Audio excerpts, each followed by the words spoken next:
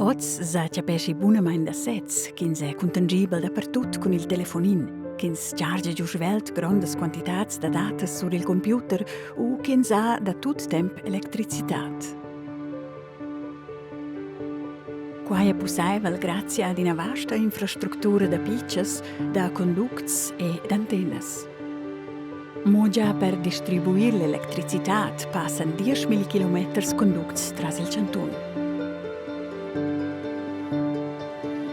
Las antennas, ils conducts e ils apparats saia quai in il liber o in l'abitazione emettan champs elettromagnetics. Quels forman quasi il code con il quale l'energia o las informazioni vengono trasmessas.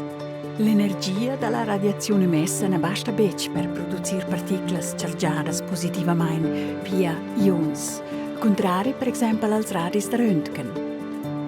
Per conto con la radiazione non ionizzante sciaudar tecids biologics, quai che sente per esempio bi dell'orecchia schins telefona con il telefonin.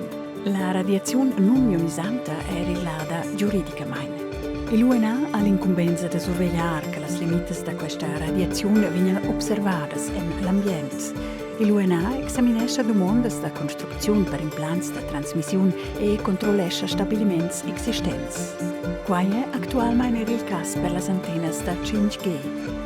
Con il nuovo standard di telefonia mobile possono le date venire trasmesse 100 giadas più svelte. Per questo intento dovri numerose nuove antenne che svegliano in blerslios resistenza.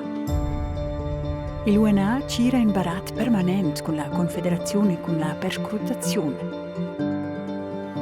Per che possa intermediare tenor meglio sapere poter tra la pretensione di disponere della più nuova tecnologia e la protezione della sanità degli umani e della natura.